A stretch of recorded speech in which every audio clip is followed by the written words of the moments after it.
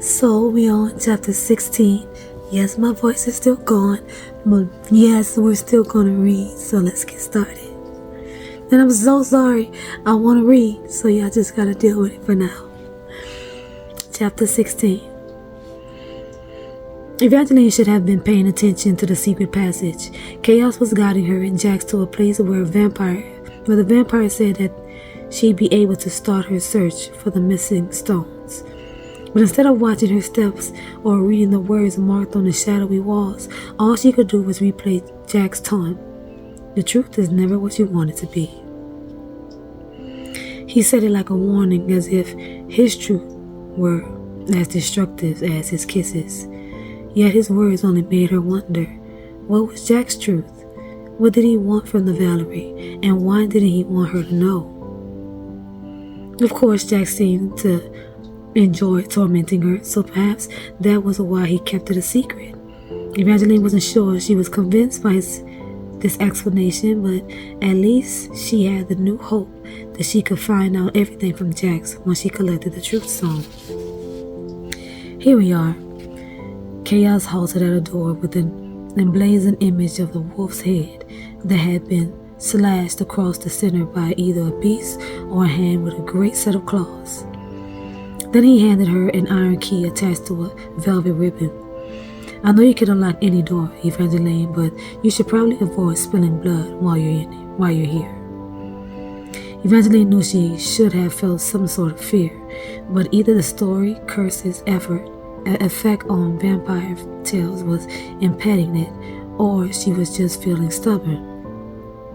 In a world of immortals, she had one power, and she didn't want to be told not to use it. Of course, she didn't say that as she returned the key Chaos had given her. On the other side of the door, bookshelves, thick and sturdy and packed with ancient tomes, lined the rounded walls all the way to a ceiling so high one would need several ladders to reach it. Thankfully, there were indeed multiple ladders of aged rosewood, as well as a number of small balconies and dotted the upper shelves like iron stars. The air shifted as Evangeline entered, redolent of old paper pages that called to her like a siren song. Like all the admirers of fairy tales, she'd always loved the scent of books. She loved the paper dust in the air, the way it swirled in the light like little sprinkles of magic. And most of all, she loved the way that fairy tales always made her think of her mother and endless possibilities. The floor underneath her slippers was covered in a tapestry carpet embroidered with the image of an ark flanked by two knights in armor, one of whom had no head. Atop the rug sat a rounded table with a lamp and some journals, all coated by two dusky velvet chairs that thankfully did not have any shackles attached. As lovely as all of this, how is this supposed to help me find the remaining stones? She asked. I thought all books were unreliable because of the story curse. Of course, this hadn't stopped her from looking in libraries for answers before, though they had never led her anywhere useful. When she searched the royal library, she'd been hunting for the information on the Valors, but there had been no books on the Valors. She had supposed it was because of the story curse, but it seemed the curse hadn't done away with the books. It was Chaos. He appeared to have every book on the Valors hidden away in this library. The spine said things like how the North became magnificent, a glorious history, the Wolf King, the Valor's Court of Wonder, Wolfric and Honora, the first epic love story of the North. There were also titles pertaining to the great houses, but the majority of the books were related to the mysterious Valors. Have you collected all these just to find the stones for the ark? I thought placing them in my library would be the best way to keep them safe. Because of the story curse, the words in most of these volumes changed a little every time they are read. Chaos's gloved fingers traced an old letter spine, and Evangeline watched as the title shifted from Castor Valor, a prince among princes, to Castor Valor, a plague among princes. However, since I rarely allowed them to be read, most of the stories inside have been preserved. Evangeline shook her head as she stared up at all the countless leather spines, some of the words flickering before her eyes, just for daring to glance at them. She didn't even know where to begin. Perhaps we could pull the luckstone back out. Just no. Chaos and Jax both replied at once. What if he just used it to find the right book? Jax seemed to consider it, but Chaos shook his head. The last key wore the luckstone after she found it. She believed it would give her good fortune, and it did, but it always made her far too reckless and ultimately led to her death. What if Jax were to use the stone? She turned to him. You said it didn't affect you. It didn't, but it's also not going to help me. Only the prophesied key can find and reunite all four missing stones. Evangeline wanted to think Jax was exaggerating, or that perhaps he just wanted to get out of spending time in the library. But then she remembered their trip to the Fortuna Vault, how he'd watched her as they'd walked through all that treasure, observing her reactions. She also supposed, given Chaos's rather compelling reason for wanting to open the ark, he must have spent time searching for the missing stones, and given how long he'd been alive, he had a lot of time. Yet he only possessed one, which had been found by the previous key. Now, Evangeline needed to locate the other three. She wondered if they really thought she could do it, or if they were just willing to see how many she could collect before she died as well. Next scene. The following day, when Evangeline woke up inside her borrowed room, she half expected to find Jax at the edge of her bed, ready to toss a gown at her face as he told her it was time to get to work and find the stones. Instead, there was just a note tucked next to the teapot on her breakfast tray. Little Fox, had to leave. Things to do. Try not to die while I'm gone. Jay. Try not to die, she muttered. She didn't know why she was surprised either by Jack's careless words, or the fact that he disappeared almost as soon as she'd agreed to do the one thing he wanted. But she was surprised, and maybe just a little hurt. What could he have to do that was so important? She knew he couldn't find help. He couldn't help her find the missing stones, but she also knew how desperately he wanted them, and how badly he wanted her alive. Yet he just left her alone in the castle of vampires. Maybe she'd been right yesterday. Jax and Chaos just wanted her to get as many of the stones as she could before the quest took her life. After dressing in one of the many gowns that had been delivered to her room from Wolf Hall, Evangeline made her way through the hidden tunnels back to Chaos's secret library.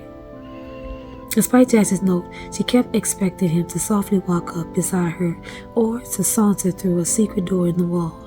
But Jax did not appear. The library was quiet without his teasing or his laughter or his tossing of apples. The only sounds were the occasional flickers of the glowing lanterns that filled the hidden library with warm, syrupy light. She tried to take comfort in the books. Stories had always felt as if they were her friends, but all these stories felt like distant relations to the tales that she knew. Chaos had been right about the way the stories inside the books were changed. In almost every book she read, words shifted before her eyes. Usually they were minor things. She saw accounts of Honora Valor alter the color of her eyes from hazel to brown. Stories of Wolfric shifted his hair from golden to red. But a few things never seemed to change, such as the names of the Valor children and a few of their defining characteristics. Aurora was sweet and was always described as the most beautiful girl who'd ever lived, followed by her twin Castor, who was said to be quite noble. Vesper could see the future. Tempest and Romulus, another set of twins, were great inventors, responsible for the magical arches. Dane was some sort of shifter, and Lysander had a gift that involved memories. Every story said that they were handsome and kind and generous. The family was close, protective of one another, and beloved until something horrible happened. But Evangeline couldn't seem to uncover what this tragic event was. She knew the outcome. The Valors built the Valerie, sealed something inside of it, and then their heads were all chopped off, ending the age of the Valors and ushering in the age of great houses. It wasn't between these ages that the stones had been created and hidden away. Unfortunately, Evangeline could find little about that mysterious time in between.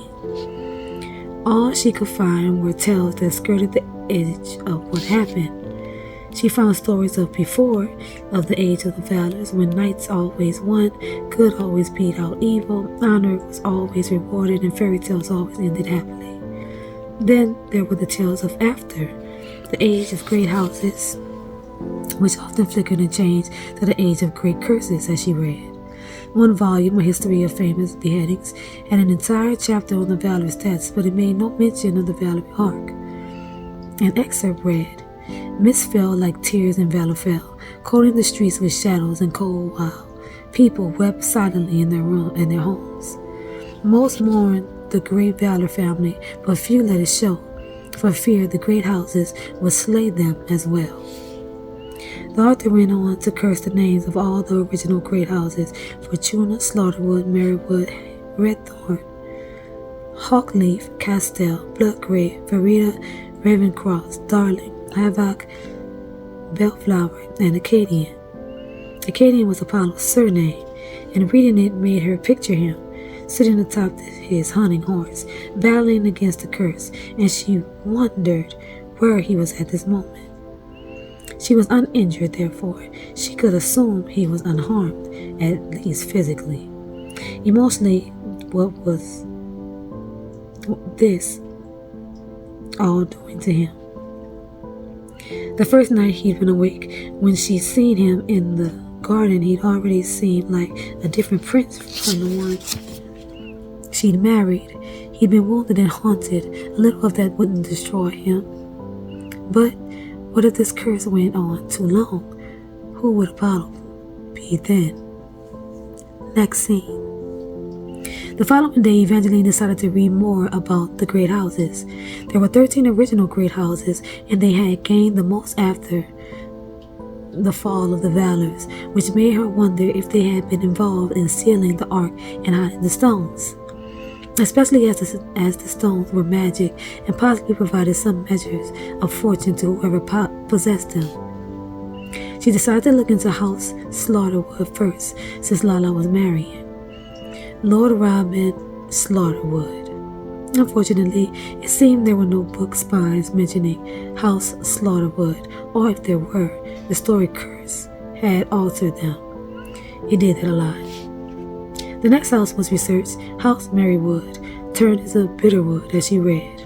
Although nothing about this great house or its namesake village seemed bitter. The Marywood, the village, was said to be charming township, built in a forest, home to enchanted square fairs, magical foxes, and a trio of semi-infamous scoundrels who were all said to be charming and handsome and nothing but trouble. The trio was composed of Prince Castor Valor, Lyric Marywood, the son of Lord Marywood, and a cocky archer. The archer was given no name, but Evangeline immediately wondered if this was the archer from the Ballad of the Archer and the Fox. Find anything interesting? She startled at the velvet voice and dropped the volume in her hand. It fell to the floor with a heavy thud. "Sorry I frightened you." Chaos leaned easily against the opposite chair, clad in leather armor that perfectly outlined all his sculpted vampire perfection, and she knew he wasn't sorry at all. He was entertained that she had jumped. There was a soft, unexpected crinkle around his eyes, giving just a hint of something human. But Evangeline still remembered when his eyes had not appeared human at all, when she looked in them and seen death. The vampire angled his head, his gaze leaving her to study the pile of books on her table. "You're reading about the great houses?" "Yes, but there's one house I haven't been able to find any books on. Do you have any volumes on House Slaughterwood?" "There's nothing worth reading about House Slaughterwood. They're just a bunch of spineless brutes." Chaos strolled to the shelf and retrieved the book with a dusky lavender cover. "Perhaps try this one." He handed her the volume he'd just taken from the shelf. It was a slender thing wrapped in a thick black ribbon and embossed with gold foil. The Rise and Fall of the Valors, beloved first royal family of the magnificent North. The title twisted as she read it, some of the letters turning into branches, others transforming into weapons and making Evangeline a little dizzy. The first page of the book did the same. The letters and words kept flickering in other things, as if the tome were so excited someone had finally picked it up that it didn't know what to say. This one seems a touch overeager. Evangeline broke off as she looked up to find Chaos had already left, and it seemed he wasn't the only thing that had disappeared from the library. After setting the book, he handed her aside because the words simply refused to settle. She reached down to find the volume he dropped when Chaos had when Chaos had first entered. Only, like the vampire, the book was gone. I'm so sorry. All that remained was a fluttering piece of paper. Oh my gosh. Okay.